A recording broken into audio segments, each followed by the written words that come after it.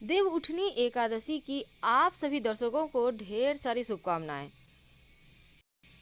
कार्तिक माह के शुक्ल पक्ष की एकादशी को देवोत्थान एकादशी कहते हैं। इस दिन देव यानी भगवान श्री हरि विष्णु पूरे 4 महीने के योग निद्रा के बाद जगते हैं और इसी दिन से शुभ मंगल कार्य जो 4 महीने से बंद थे वो शुरू हो जाता है।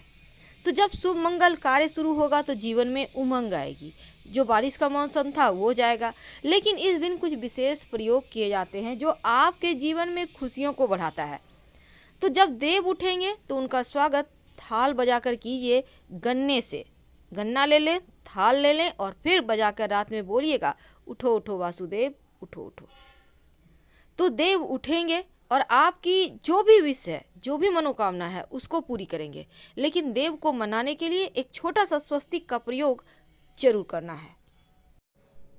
एकादशी के दिन कुछ खास प्रयोग किए जाते हैं। आज हम स्वस्तिक का टोटका आपके साथ शेयर करेंगे। देखिए, हिंदू धर्म में किसी भी शुभ कार्य को शुरू करने से पहले स्वस्तिक का चिन्ह बनाकर उसकी पूजा करने का विधान है। मान्यता है कि ऐसा करने से कार्यों में सफलता मिलती है, क्योंकि स्वस्तिक के चिन्ह को मंगल का प्रतीक भी माना जाता है। अब ये जो स्वस्तिक है सु और अस्ति के योग से बना है। इसका मतलब होता है शुभ और शुभ, यानी अस्ति का अर्थ होता है होना और शुभ शुभ का मतलब होता है अच्छा, तो अच्छा होना। किसी भी कार्य को आप करने के पहले गणेश जी का नाम लेते हैं और हिंदू धर्म में स्वस्तिक को गणेश जी का भी प्रतीक माना जाता है। वैसे तो किसी भी शुभ कार्य के पहले आप स्वस्तिक बनाकर ही प्लेट में रखते होंगे, फिर आप पूजा करते होंगे, क्योंकि ऐसा करने से जीवन में खुशियां बढ़ती है। जिस तरह से स्वस्तिक के 4 प्रकार की रेखाएं हैं स्वस्तिक में, और इसका आकार भी एक ही होता है, एक समान, लेकिन असल में स्वस्तिक का यह चिन्ह क्या बताता है? पौराणिक मान्यता है कि 4 दिशाओं यानी पूरब, पश्चिम, उत्तर, दक्षिण की ओर इशारा ये 4 भुजाएं करती हैं। और हिंदू धर्म में इनको 4 वेदों से जोड़कर देखा जाता है, यानी ऋग्वेद, यजुर्वेद, अथर्ववेद और सामवेद। मान्यता है कि स्वस्तिक की 4 रेखाएं सृष्टि के रचनाकार भगवान ब्रह्मा के 4 सिरों को भी दर्शाती है और 4 पुरुषार्थ यानी 4 आश्रम, 4 लोक, 4 देवों ब्रह्मा, विष्णु, महेश, गणेश की तुलना भी की गई है।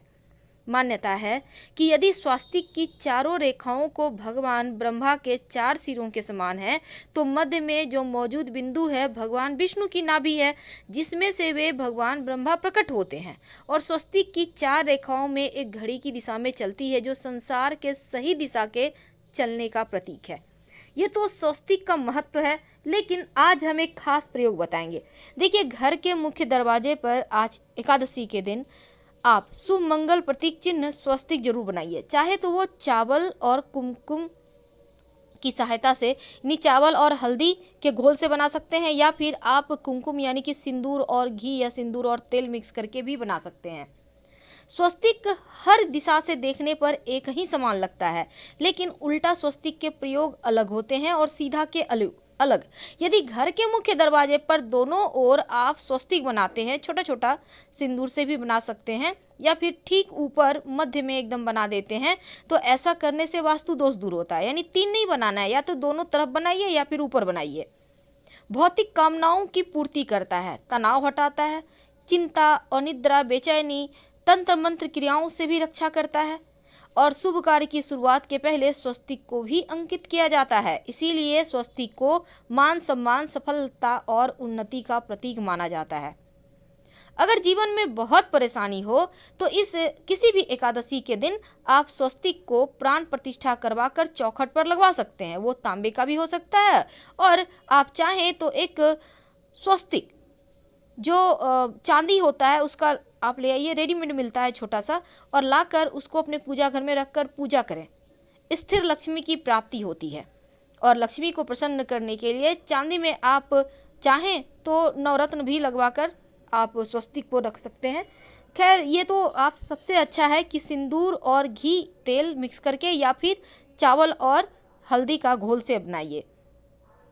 घर के मुख्य दरवाजे पर स्वस्तिक बनाते हैं तो छोटा ही बनाइए, बहुत बड़ा मत बनाइएगा। 3 अंगुल, वैसे तो 9 अंगुल से बड़ा नहीं बनाना चाहिए, आप 3-4 अंगुल का बनाइए, सुंदर भी लगेगा। तो घर के सामने अगर पेड़ या खंबा है तो इसके दुष्प्रभाव से भी रोकता है स्वस्तिक का चिन्ह।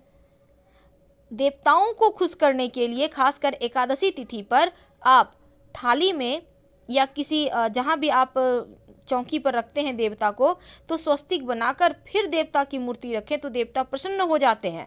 और आप चाहें तो इष्ट देवता के पास स्वस्तिक का चिन्ह रख सकते हैं। एक विशेष उपाय, अगर मुख्य दरवाजे की दहलीज के दोनों ओर स्वस्तिक बनाकर उसकी पूजा करें, स्वस्तिक पर चावल की ढेरी और एक एक सुपारी रख दें, तो ऐसा करने से अपार धन की प्राप्ति होती है, सफलता मिलती है। इस एकादशी के दिन नहाने के पानी में तुलसी का पत्ता या फिर बेलपत्र डालकर नहाइएगा, क्योंकि इस समय आप जब बेलपत्र डाल देते हैं तो सभी तीर्थ स्थान के पुण्य फल आपको प्राप्त हो जाते हैं। और आप चाहें तो कुसा घास डालकर भी नहा सकते हैं।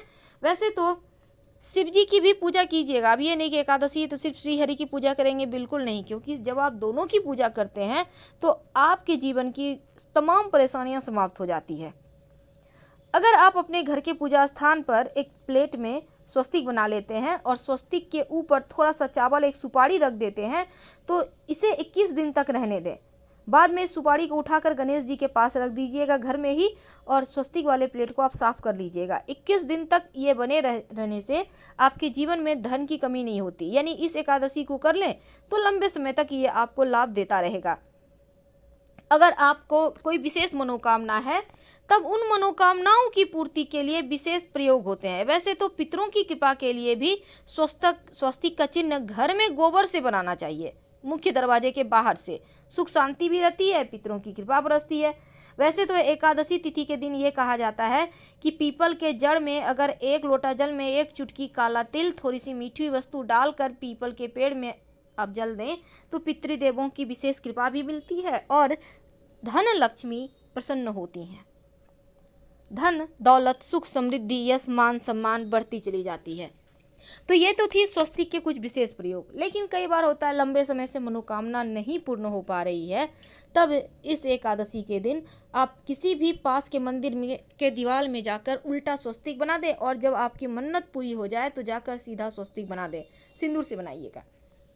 तो चलिए आप जानते हैं भगवान श्री हरि की जब आप पूजा करेंगे तो उन्हें 2 हल्दी की गांठ जरूर अर्पित कीजिएगा, और बाद में उस हल्दी की गांठ को पीले कपड़े में लपेट कर रख लीजिएगा। धन की मुश्किलें दूर होगी। पहले से आपके पास रखा हुआ है तो उसको ही फिर से आप रख सकते हैं। आपके पास जो भी चीज़ है, केसर है, कमल का पुष्प है, केला है, गेंदे का पुष्प है, सब कुछ आप उनको अर्पित करें।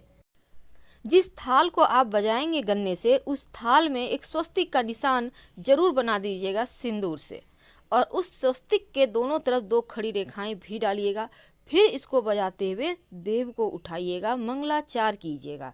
तो ये जो स्वस्तिक है आपके जीवन की जो परेशानियां हैं उसको दूर करेगा, और जो खुशियां हैं वो आप तक पहुंच जाएगी।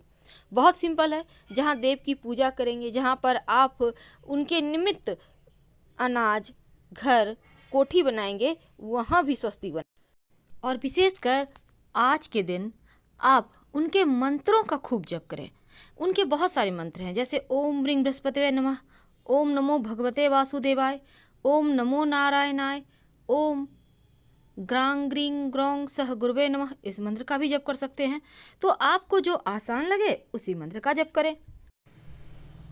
तो अपनी विशेष मनोकामनाओं की पूर्ति के लिए, चाहे आपको जॉब की प्राप्ति के तलाश है, या फिर आप चाहते हैं कि आपका व्यापार अच्छा चले, या आप चाहते हैं कि अपना मकान हो, तमाम जो भी आपका भौतिक सुख साधन है, उसके लिए आप पास के किसी भी मंदिर में जाएं और एक सिंदूर लेकर जाइएगा घर से। सिंदूर घी मिक्स करके या सिंदूर में सरसों का तेल मिक्स करके मंदिर के दीवार पर एक उल्टा स्वस्तिक बना दें, और फिर जब मन्नत पूरी हो जाए तब सीधा स्वस्तिक बना दीजिएगा। फिर से जाकर वहीं पर, अगर आपकी जब मन्नत पूरी हो जाती है तब, और भगवान को धन्यवाद जरूर कहिएगा।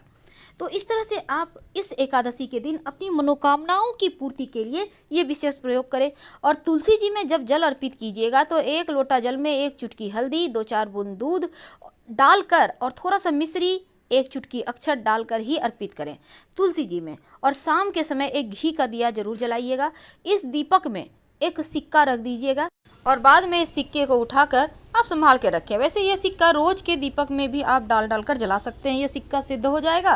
फिर किसी ज़रूरी काम से आप घर से बाहर निकलते हैं तो ये सिक्का पास में रख कर निकलें तो आपको कार्यों में सिद्धि मिलेगी। तो इस दिन बहुत तरह के प्रयोग किए जाते हैं, लेकिन याद रखिएगा दीपक का प्रयोग जरूर करना है। और अपने घर के मुख्य दरवाजे पर अंदर की तरफ से आप चाहें तो एक दिया जला दें। अगर नहीं आप जला पा रहे हैं किसी कारणवश, कम से कम एक दीपक पास के मंदिर में, एक दीपक तुलसी के नीचे, एक दीपक अपने घर के पूजा स्थान। अगर आरती वाले थाल में स्वस्तिक बनाकर उस पर थोड़ा सा फूलों की पंखुड़ी, थोड़ा सा अक्षत रखकर फिर आप दीपक जला के उनकी आरती करें तो सर्वोत्तम होगा। लेकिन याद रखिएगा भगवान श्री हरि को चावल नहीं अर्पित किए जाते, आप माँ लक्ष्मी को अर्पित करें। अगर श्री हरि को अर्पित करना चाहते हैं तो हल्दी से रंग कर ही अर्पित कीजिएगा, इस बात का ध्यान रखिएगा। फिलहाल विदा लेंगे। जानकारी अच्छी लगे तब लाइक कर सब्सक्राइब करें, अपनों से शेयर करें और कमेंट में हर हर महादेव जरूर लिखें। प्लीज़ लाइक कर सब्सक्राइब जरूर कीजिएगा।